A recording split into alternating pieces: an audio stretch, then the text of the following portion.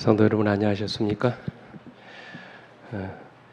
자, 오늘 하나님 말씀 먼저 요한복음 8장 31절부터 36절 말씀 우리 같이 교독합니다.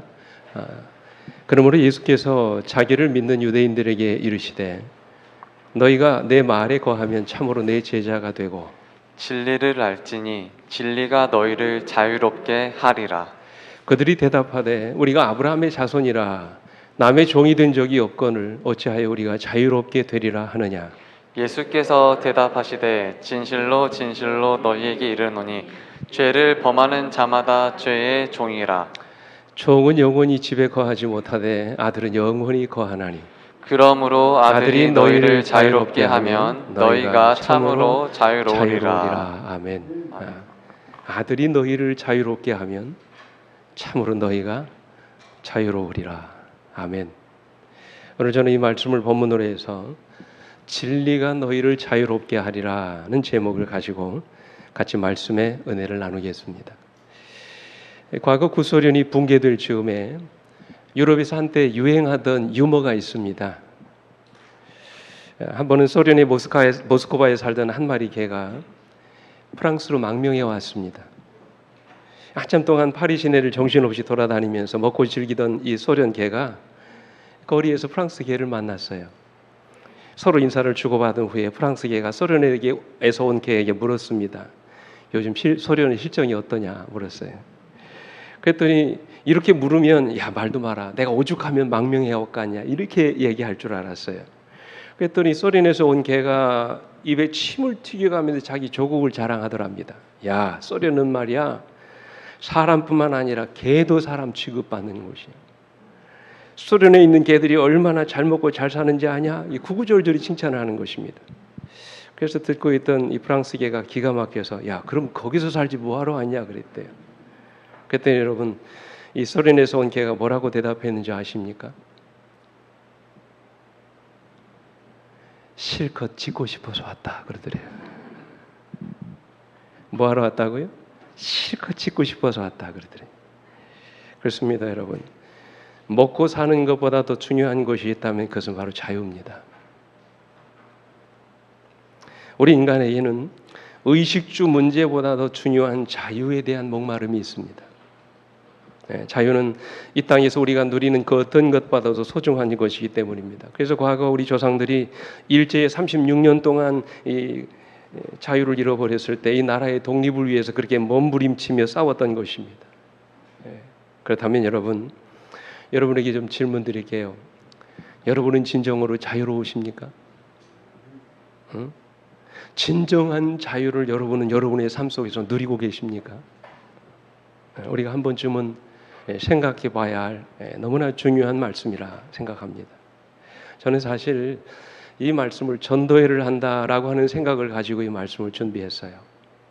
여러분들도 그런 마음으로 내가 복음을 처음으로 듣는다는 그런 마음으로 이 시간 말씀을 좀 들어보시기 바랍니다. 여러분 질문 드릴게요. 자유가 뭡니까? 여러분이 알고 깨닫고 알고 있는 이 자유의 의미가 과연 뭡니까? 대체적으로 자유에 대한 사전적인 의미가 있습니다. 첫 번째 의미가 뭡니까? 남에게 구속을 받거나 얽매이지 않고 내 마음대로 행동하는 이 자유라고 생각합니다. 이게 대부분의 사람들이 알고 있는 자유의 의미죠. 또 어떤 사람들은 뭐라고 합니까? 법률의 범위 안에서 자기 마음대로 사는 게 자유라고 얘기해요. 근데 여러분 우리가 여기서 엄밀하게 구별해야 될 것이 있는데 그것은 자유라는 말과 방종이라는 말입니다. 여러분 자유는 방종이 아닙니다. 아무렇게나 내 마음대로 사는 것이 자유가 아니라는 말씀이에요. 성경이 말하는 진정한 자유의 의미가 아니에요. 그래서 칼빈은 성경이 말하는 자유를 이렇게 정의했습니다. 진정한 자유는 우리가 마땅히 해야 할 것을 할 수 있고 하지 말아야 할 것을 하지 않을 수 있는 인간 의지의 능력이다 그랬어요. 여러분 조금 어려운 말 같지만 이해되시겠습니까? 여러분 뭐가 진정한 자유라고요? 마땅히 내가 해야 할 것을 하고 하지 말아야 할 것을 하지 않을 수 있는 인간 의지의 능력이라고 그랬어요. 그저 아무렇게나 마음대로 사는 것이 자유가 아니라 내가 마땅히 해야 할 것을 하고 하지 말아야 될 것을 하지 않을 수 있는 능력, 그게 자유라는 것이에요. 그러나 여러분, 우리의 현실은 어떻습니까? 칼빈의 말과는 달리 우리는 마땅히 해야 할 일들을 하지 못하고 하지 말아야 할 일들을 하고 살아갈 때가 얼마나 많습니까? 나도 내 자신을 어떻게 할 수 없습니다. 내 안에 있는 그 무엇인가가 나를 사로잡고 있는 것을 느낍니다. 여러분, 그런 느낌 받으세요? 저만 그런 느낌을 받으시나요? 네? 그래서 우리는 마땅히 해야 될 일들을 하지 못하고 하지 말아야 할 일들을 하고 살 때가 얼마나 많습니까? 내 마음대로 되지가 않아요. 내 안에 있는 그 무엇인가가 자꾸 나를 죄의 본능에 따라 살도록 자꾸 억제해 있는 것입니다. 엄밀히 말하면 우리는 뭐를 잃어버렸어요? 자유를 잃어버린 존재입니다.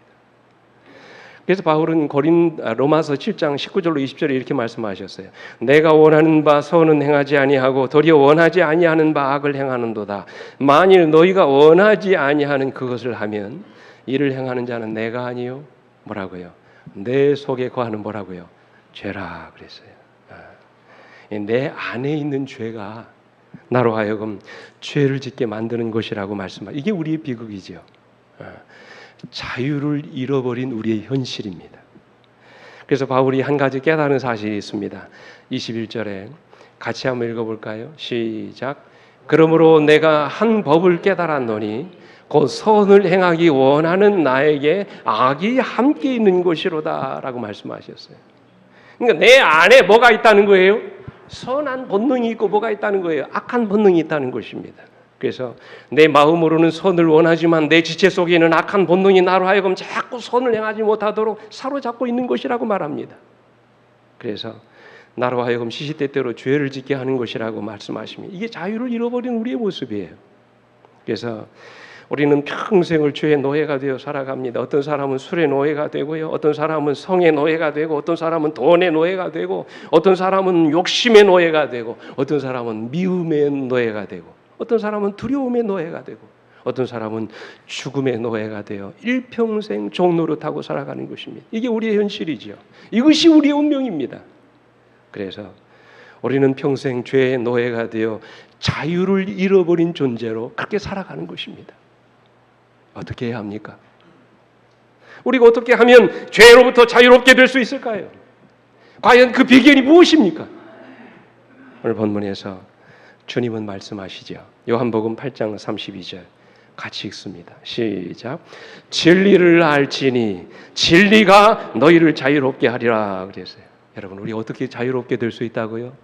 진리를 알아야 된다고 말씀하십니다. 그 진리가 우리를 어떻게 한다고요? 자유롭게 해준다고 말씀을 하세요. 여러분, 이 진리가 무엇입니까?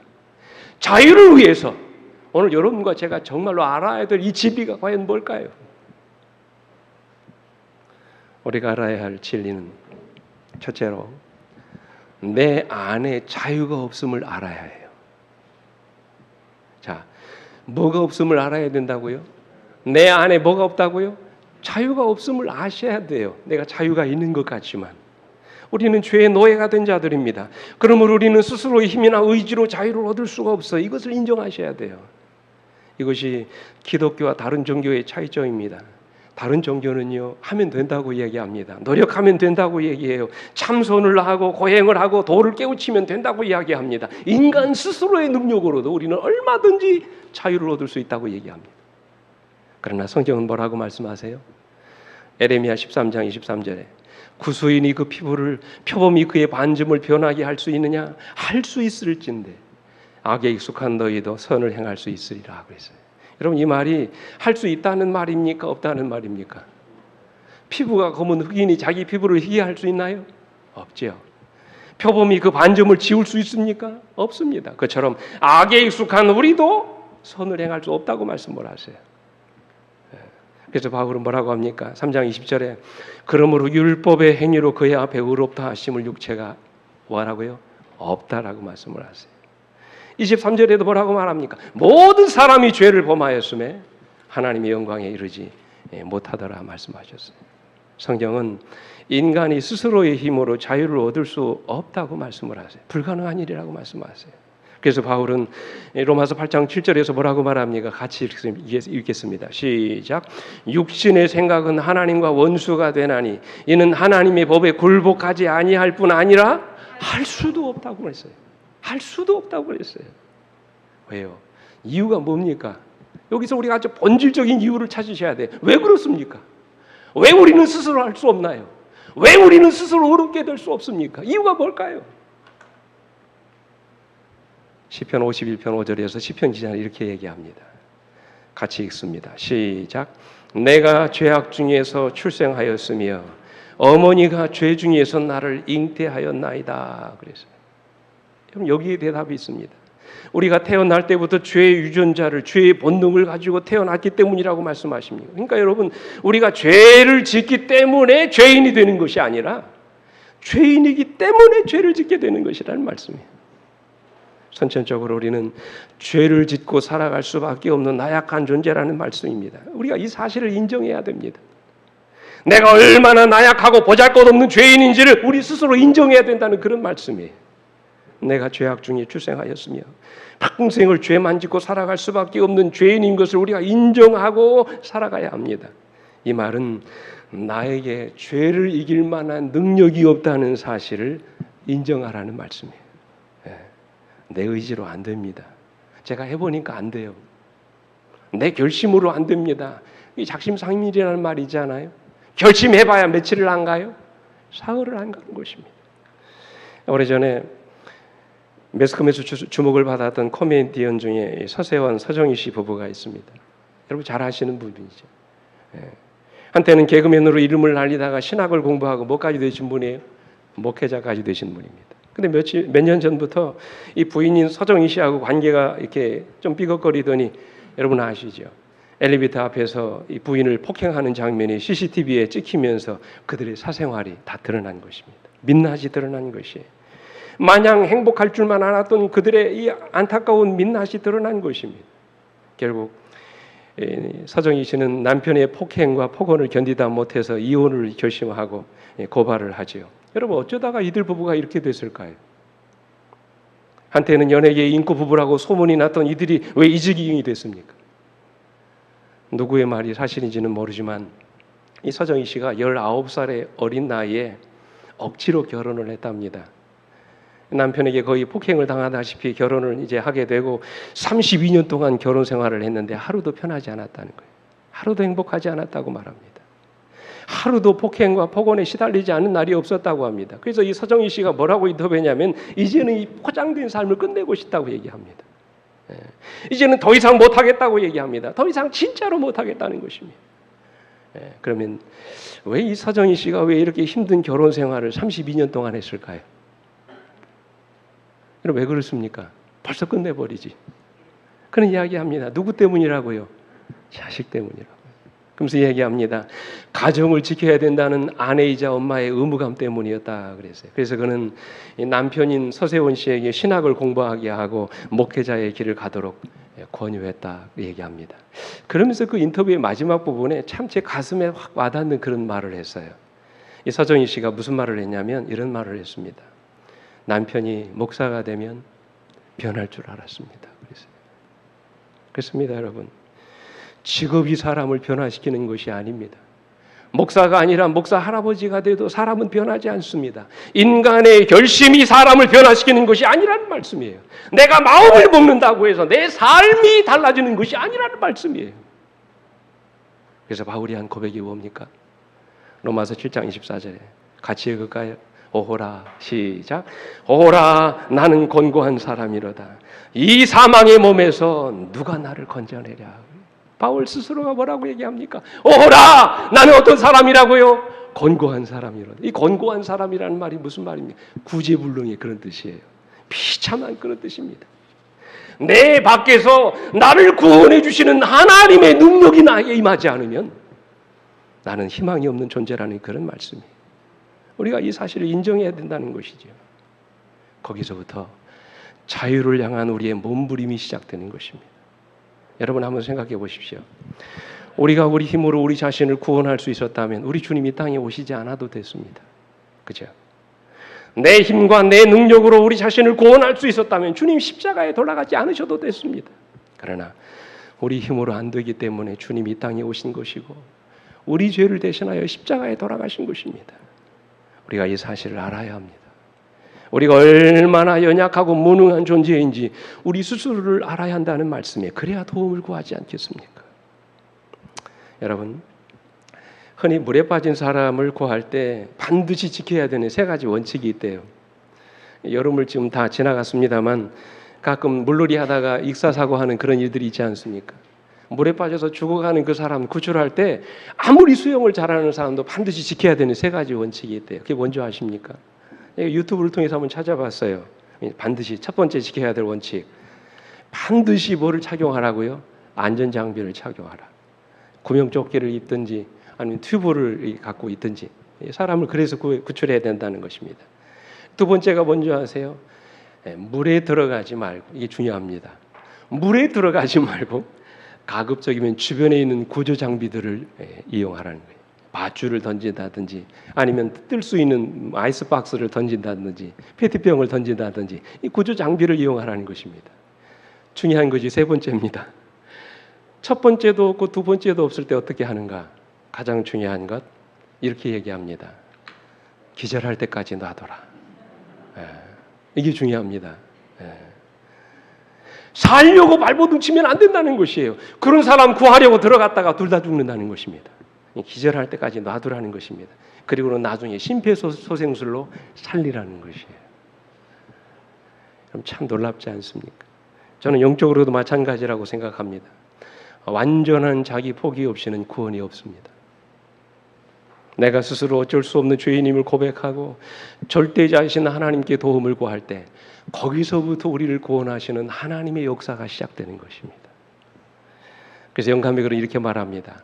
우리 스스로 사단의 지배를 벗어날 힘이 없는 것은 사실이지만 우리가 죄에서 해방되기를 바라고 크게 그 피로를 느껴 자신보다 더 높은 힘을 구할 때 영혼의 힘에는 성령의 거룩한 힘이 불어넣어져서 하나님의 뜻을 이루는 의지의 지배를 받는다 그랬어요. 그러므로 여러분이시여 죄로부터 진정한 자유를 원하십니까? 먼저 여러분 자신이 죄의 종된 자임을 스스로 인정하시길 바랍니다. 정말로 하나님의 도움이 아니면 나는 내 인생을 바꿀 수 없는 무기력한 인간임을 인정하셔야 돼요. 여기서부터 자유를 위한 신앙의 첫 걸음이 시작되는 것입니다. 두 번째로 우리가 알아야 될 두 번째 진리는 오직 예수 그리스도에게만 자유가 있다는 것입니다. 우리에게 자유를 주시는 분은 누구라고요? 오직 예수 그리스도. 그분밖에 없다고 성경은 말씀하십니다. 그래서 요한복음 8장 36절에 보면 같이 읽습니다. 이렇게 말씀하세요. 시작. 그러므로 아들이 너희를 자유롭게 하면 너희가 참으로 자유로우리라 그랬어요. 여러분 누가요? 아들이. 이 아들이 누굽니까? 예수 그리스도시죠. 내 마음대로 사는 것이 자유가 아닙니다. 내가 하고 싶은 대로 사는 것이 자유가 아닙니다. 아들이 나를 자유롭게 해주실 때에만 내가 진정 자유롭게 되는 것이라고 성경은 말씀하세요. 그러면 주님이 우리를 어떻게 자유롭게 하실까요? 오늘 여러분 주님이 우리를 어떻게 죄로부터 자유롭게 해주십니까? 우리가 다 아는 거잖아요. 첫째로 주님은 죄 용서를 통해서 우리를 자유롭게 하십니다.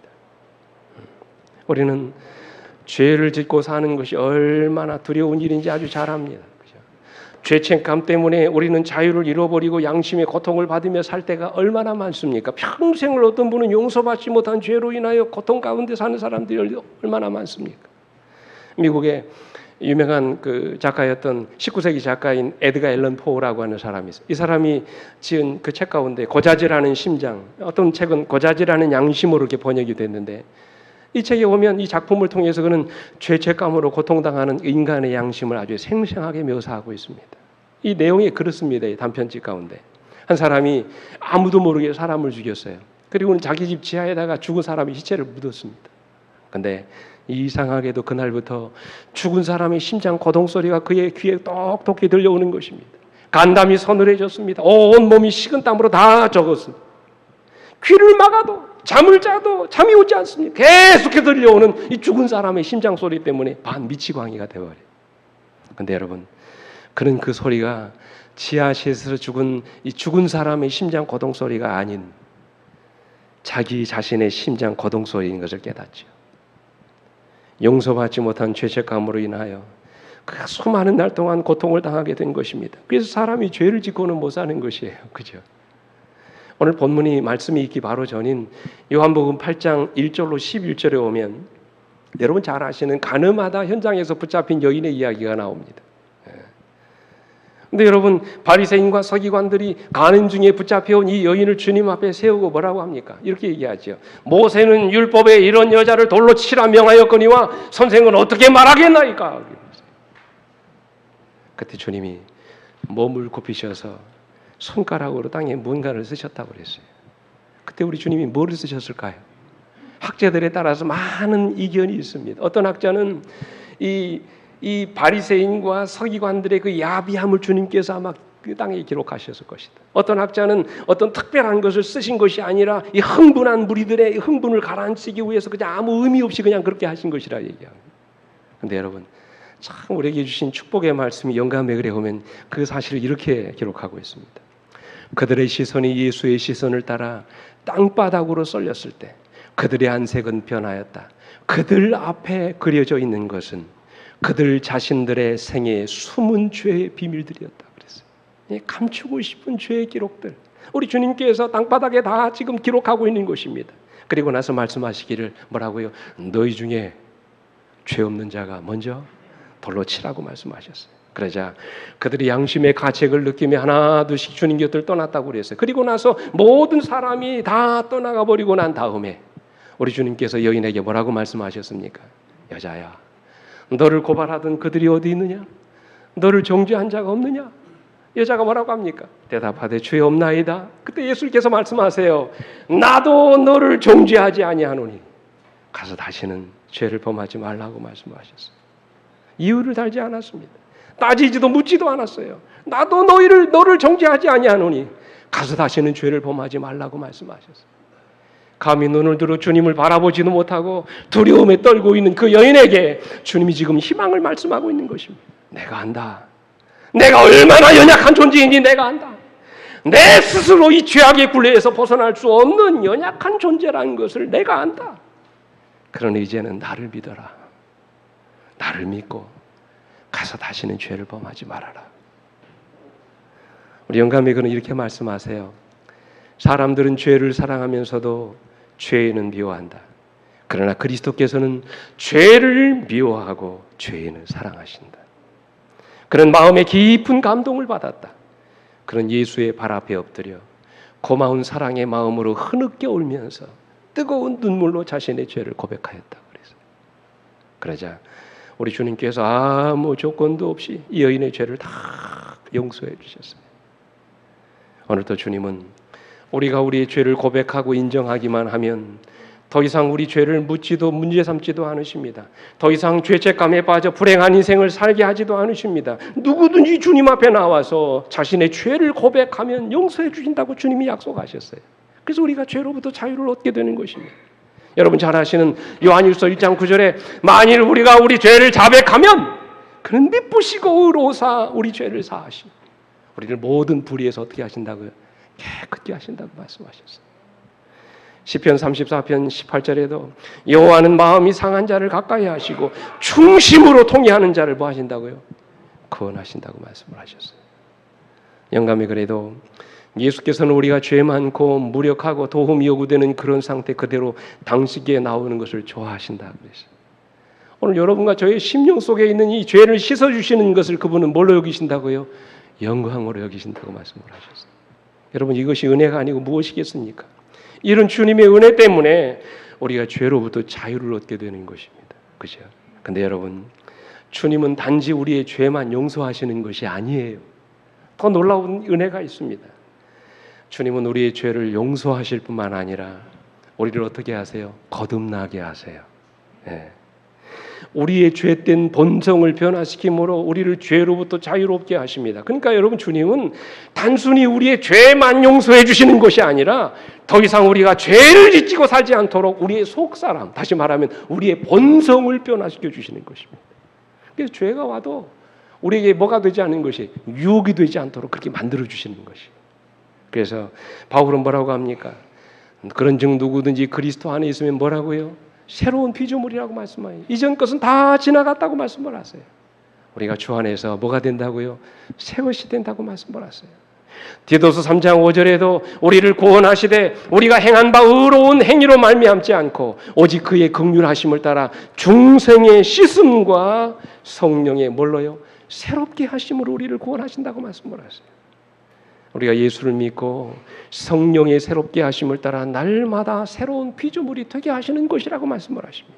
이것은 전적으로 하나님이 우리 안에서 하시는 것입니다. 나의 결심이나 내 의지로 되는 것이 아니라 내 안에서 행하시는 하나님의 역사로 이루어지는 것입니다. 단지 우리는 주님을 뭐할 뿐인데, 믿었을 뿐인데, 주께서 우리 안에 보내주시는 성령의 역사를 통해서 오늘 여러분과 제가 날마다 주님 안에서 어떻게 되도록 거듭나도록 역사해 주신다는 것입니다. 제가 좋아하는 영감의 글 가운데 이렇게 말씀하세요. 믿음으로 말미암는 의란 무엇인가? 보세요. 그것은 인간의 영광을 어떻게 하고요? 티끌 속에 내던지고, 옛날에 우리 신기훈 목사님의 책에 보면 티끌 속에 묻어버리고 이렇게 번역하셨어요. 인간의 영광을 티끌 속에 뭐 하고요? 다 묻어버리시고 인간이 스스로의 힘으로 할 수 없는 것을 인간을 위해서 행하시는 누구의 역사라고요? 하나님의 역사다. 여러분 감사하지 않습니까? 그래서 주님이 용서받은 여인에게 하신 말씀이 뭐예요? 11절에 가서 다시는 죄를 범하지 말라고 말씀하셨어요. 영감에 그러면 이 사실을 이렇게 말씀하셨어요. 이것은 그에게 새로운 생애의 시작이 되었다. 보세요. 이 타락한 영혼을 구원하기 위하여 예수께서는 가장 흉악한 육체적 질병을 고치실 때보다 더 큰 이적을 행하셨다고 그랬어요. 그러니까 여러분, 이 여인을 새 사람 되게 하시고 새로운 생애를 살도록 역사하시는 분이 누구시라고요? 주님이시라고 말씀하세요. 이후로 그는 예수를 따르는 신실한 제자가 됐어요. 그는 평생 동안 그리스도의 자아희생적인 사랑으로 봉사하면서 남은 여생을 오직 주님을 위해서 살았다고 그랬어요. 그는 더 이상 죄의 노예가 되어 어두운 과거에 매어 살지 않고 수많은 사람들에게 복음을 전하고 사랑을 나누어주는 예수의 참 제자가 되었다. 그렇게 말씀을 하셨어요. 누가 하신 것입니까? 주님이 하신 것이지. 그래서 제가 얼마 전에 밴드에 올렸던 이 말씀, 제가 이 말씀을 읽고 참 감동을 받았는데 보세요. 단지 보세요. 죄에 대한 용서는 예수의 죽음의 유일한 결과가 아니다. 용서가 다가 아니라는 말씀이에요. 그분은 죄가 옮겨지는 것뿐 아니라 인성이 회복되고 다시 아름답게 되며 그 파멸로부터 재건되어 하나님의 존전에 적합하게 되도록 하기 위하여 그 무한한 희생을 하셨다고 그랬어요. 그래서 여러분 그리스도 안에 있는 자들에게 자유가 있는 것이라고 말씀하시는 것입니다. 그래서 우리가 주님을 영접하고 우리 안에 성령을 모시게 되면 내 삶이 변화되고 새롭게 되는 것입니다. 제가 오래전에 읽었던 그 조그만 잡지가 하나 있는데 낮은 울타리라고 하는 그 잡지가 있는데 그 잡지에서 이 정일봉, 이 성형외과 의사입니다. 이 사람의 이야기를 제가 읽고 참 감동을 받았어요. 이분이 아버지도 산부인과 의사였습니다. 굉장히 불우한 환경 가운데 살았지만 재산은 참 많았습니다. 아버지가 의사니까. 얼마나 행복하고 부유한 생애를 살았겠습니까? 근데 하루하루가 사는 것이 불안했대요. 아버지는 매일같이 술을 먹고 어머니와 싸웠습니다. 집에 들어오면 폭행을 하고 아이들을 나무랐습니다. 그래서 아버지만 들어오면 그냥 자녀들과 엄마가 설설 겼다는 것이에요. 그래서 오죽하면 하루는 그 동생 일기장을 봤더니 동생 일기장에 이렇게 적혀 있더랍니다. 매일 집 뒤에 십자가를 보면서 아버지가 빨리 죽기를 기도한다 그래서 이 어린아이가 말이죠. 얼마나 지긋지긋했으면 얼마나 괴로웠으면 여러분 지금은 우리가 웃지만 말이죠. 이 상황이 너무나 처절했다는 것입니다. 너무나 불행했다는 것이에요. 그만큼 과거에 그가 불행한 인생을 살았던 것이 하루하루가 지옥이었다고 그랬어요. 그런데 그가 고등학교에 올라갈 무렵 그토록 미워하고 원망했던 아버지가 갑자기 불의의 사고를 당해 돌아가십니다. 모르겠어요. 기도가 응답된 건지 모르겠습니다만 아버지가 돌아가셨어요. 병원을 하시던 의사였던 아버지가 돌아가신 이후에 집안은 급속도로 무너지기 시작합니다. 얼마나 가난했냐면 당장에 먹을 끼니가 없어가지고 말이죠. 배를 굶을 때가 있었다는 것입니다. 월세방으로 나앉고 방세를 내지 못해서 길거리로 내쫓기는 때가 한두 번이 아니었다고 그래요. 이 사람이 어렸을 때 결심을 합니다. 그래, 나도 이를 악물고 살아야 되겠다 결심을 하고 이제 열심히 공부해서 아마 머리가 좋았던 것 같아 의대에 들어갔습니다.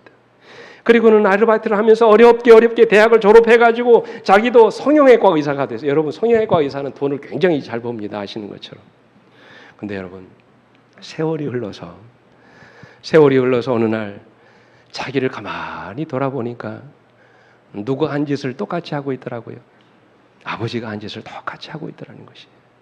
이제는 돈을 벌어서 먹고 살만 하니까 가족들에게 폭행을 하기 시작하고 술과 노름으로 자기 인생을 탕진하고 있더라는 것이. 이거는 아닌데, 내가 이렇게 살아서는 안 된대. 내 아버지를 보고 내가 그토록 불행했는데 내가 내 인생을 왜 이렇게 살아야 되나? 후회를 하면서도 고쳐지지가 않는 것입니다. 근데 어느 날 병원에서 함께 일하던 간호사가 이 원장에게 심심할 때 한번 들어보시라고 설교 테이프를 하나 전해주더래요. 이 간호사가.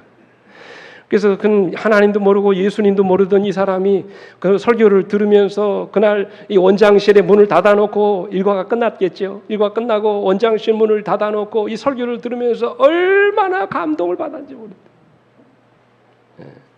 그날 그에게 내가 너를 사랑한다는 말씀이 비수처럼 가슴에 꽂혔다고. 하나님의 말씀 한 말씀이 그의 인생을 바꿔놓았다고 그랬어요.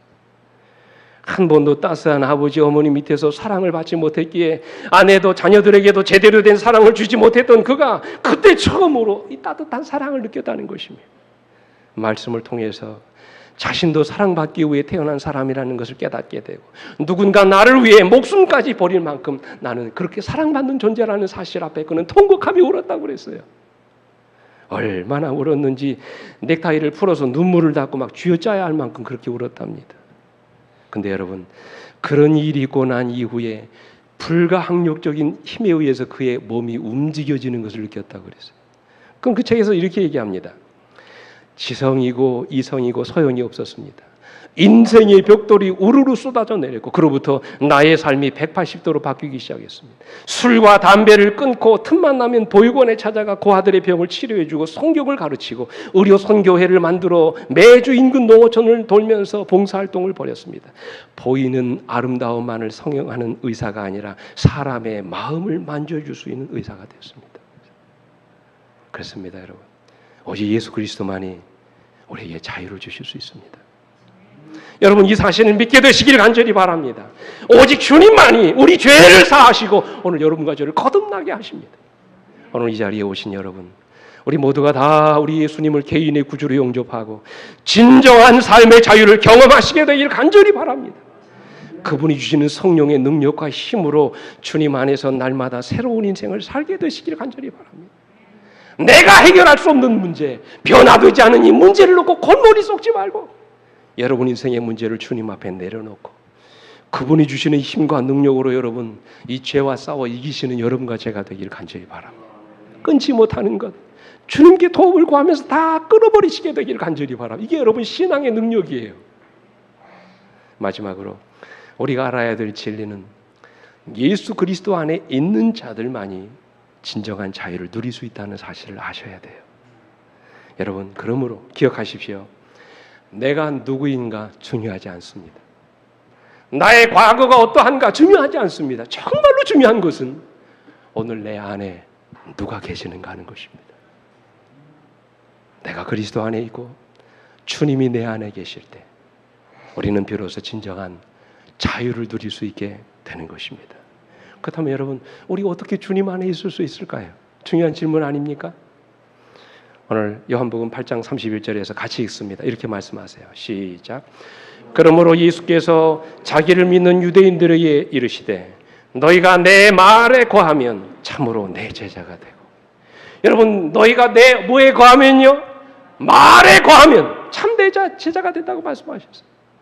요한은 같은 책 요한복음 15장 7절에서 같은 말씀을 하십니다.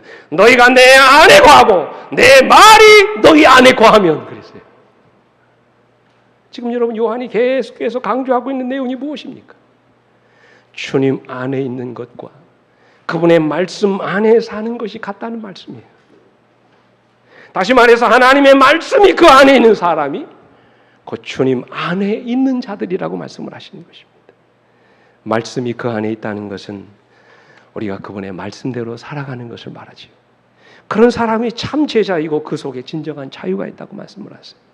그러므로 여러분, 우리가 예수 그리스도 안에 산다는 말은 곧 하나님의 말씀 안에 산다는, 하나님의 말씀 안에 산다는 것은 곧 예수 그리스도 안에 산다는 의미입니다. 하나님의 말씀 안에 사는 경험이 곧 우리로 하여금 날마다 예수 그리스도 안에 살게 하는 귀한 복을 누리게 하는 것입니다. 하나님의 말씀 속에서 우리는 주님을 만나게 되고 그분의 음성을 듣게 됩니다. 그리고 그분을 우리 주님으로 모시고 날마다 그분의 음성을 듣게 되고, 이제 그분의 말씀 속에서 우리는 주님의 음성을 듣게 되고, 그분의 말씀이 우리 피 속에 흐르게 되고, 우리의 언어의 속에 나타나게 되고, 우리의 품성 속에 드러나게 되고, 우리의 삶이 되는 것이고, 주님의 말씀이 우리의 눈빛이 되고, 주님의 말씀이 우리의 언어가 되는 것입니다. 우리의 인격이 되고 삶이 되는 것입니다. 여러분, 그래서 우리도 모르는 사이에 주님을 닮은 사람으로 새롭게 빚어지는 축복을 누리게 되는 것입니다. 다시 말씀드립니다. 내가 중요한 것이, 내가 누구인가가 중요한 것이 아니라 내 안에 누가 사시는가가 중요해요. 근데 내 안에 주님이 사시도록 만들기 위해서는 말씀 주신 것처럼 내 안에 뭐가 있어야 돼요? 주님의 말씀이 있어야 된다는 것이죠. 그래서 마지막으로 영감에게 이렇게 말씀하십니다. 인간이 자유를 누릴 수 있는 유일한 조건은 그리스도와 어떻게 되는 것이다? 하나가 되는 것이다. 그래서 우리가 어떻게 주님과 하나가 되나요? 말씀을 통해서 하나가 되는 것입니다. 한 이야기를 드리고 말씀 마치겠습니다. 제가 2주 전에 여러분들 밴드에 올린 그 이야기입니다만, 19세기에 가장 그리스도를 많이 닮은 군인이었던 이 찰스 고든이라는 사람이 있습니다. 이분이 어떻게 예수님을 그렇게 많이 닮은 사람이 될 수 있었을까? 그 책에 보면 그는 이렇게 이야기합니다. 인생을 살아가면 살아갈수록 난파당하지 않기 위해서는 북극성에 의거해서만 방향을 조정하는 것, 한마디로 하나님 한 분에게만 맡기는 것이 필요하다는 사실을 더 많이 느끼게 됩니다. 그리고 결코 사람의 호의나 미소에 주목해서는 안 된다는 것을 깨닫게 됩니다. 그분이 미소 짓고 계시다면 사람의 미소나 찡그림에는 상관할 필요가 없기 때문입니다. 그러니까 평생 누구만 의식하고 살았던 사람이에요. 하나님만 의식하고 살았던 사람이에요. 그래서 여러분, 이 사람의 자서전을 기록했던 존 버나르라고 하는 그 친구는 뭐라고 얘기했냐면, 항상 나를 놀라게 했던 것은 하나님과의 하나됨이 고든의 모든 행동과 안목을 지배했다는 사실이다. 나는 지금까지 고든만큼 보이지 않은 하나님을 마치 보고 있는 것처럼 그토록 인내한 인물은 보지 못했다. 그랬어요. 하나님과의 하나됨이 그를 진정한 그리스도인으로 만든 것이라고 말씀하십니다. 그래서 우리 주님은 말씀하시죠. 나는 포도나무요 너희는 가지라. 그가 내 안에 내가 그 안에 거하면 사람이 열매를 많이 맺나니. 보세요. 나를 떠나서는 너희가 아무것도 할 수 없다고 말씀을 하세요. 이제 말씀을 마칩니다. 진정 죄로부터 자유케 되기를 원하십니까? 날마다 주님 안에 살게 되시길 간절히 바랍니다. 주님 안에 사는 것이란 주님 말씀 속에서 살아가는 것을 의미합니다. 주님의 말씀이 내 삶이 되고 내 언어가 되고 내 생각이 되고 내 인격이 되는 것을 의미합니다. 이렇게 우리가 주님과 하나가 될 때 이 진리가 우리를 어떻게 하는 거예요? 자유롭게 하는 것입니다. 이런 자유를 날마다 누리고 살아가시는 여러분과 제가 되기를 간절히 바라면서 말씀 마치겠습니다. 우리 함께 일어나셔서 찬양하시겠습니다.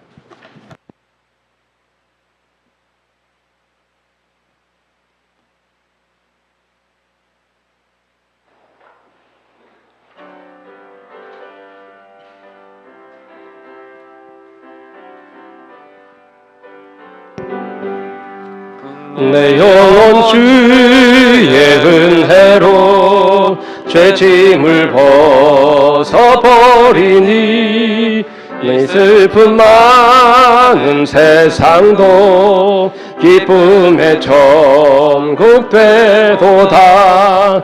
오 할렐루야 나의 주 내 지은 죄를 사하고 또 나와 함께 계시니 기쁨의 천국 되도다. 주 얼굴 뵙기 전에는 참 멀어 뵈던 천국이 내 맘에 주님 모시니 날마다 더욱 가깝네. 오 할렐루야 나의 주 내 지은 죄를 사하고 또 나와 함께 계시니 기쁨의 천국 되도다. 내 비록 산과 들이나 혹조막 속에 거해도 내 주를 모신 곳이면 그곳이 천국 되도다. 오 할렐루야 나의 주 내 지은 죄를 사하고 내 주와 함께 계시니 기쁨의 천국 되도다. 아버지, 우리의 있는 모습 그대로 주님 앞에 섰습니다. 아버지여, 우리의 이 죄 많고 부끄럽고 부족하고 나약한 이 육신을 주님 받아 주시옵소서. 우리의 흠 많고 죄로 얼룩진 우리의 지난 모든 과거를 주님 이 시간 받아 주시옵소서. 그저 우리의 솔직한 심정, 우리의 겸허한 심령을 다 주님 앞에 다 끄집어 내놓고 우리 자신들을 공개하오니 아버지여, 우리의 이 죄 많은 심령을 받아 주시옵소서. 그리고 우리의 이 죄 많은 심령을 주님 닮은 심령으로 변화시켜 주셔서 진정 죄로부터 우리 자신이 진정으로 자유케 되는 경험을 하여 주시옵소서. 우리의 죄된 본성을 변화시켜 주시고 변화되지 않은 우리의 약한 인격을 주님께서 거듭나게 하여 주시사 이제는 그동안 우리를 괴롭혔던 모든 죄의 유혹으로부터 벗어나게 하시고 진정 죄로부터 날마다 승리하는 생일을 살아갈 수 있도록 아버지 은총을 베풀어 주시옵소서. 날마다 주님 안에 살게 되기를 원합니다. 주님 말씀이 내 안에 살아있게 해 주시옵소서. 그 말씀에 순종하여 살아가는 주의 종들이 되게 하여 주시옵소서. 내 의지나 내 고집이나 내 주장대로 살지 않게 하여 주옵시고 이제는 하나님이 주시는 말씀 앞에 우리 자신을 굴복하며 살게 하여 주시옵소서.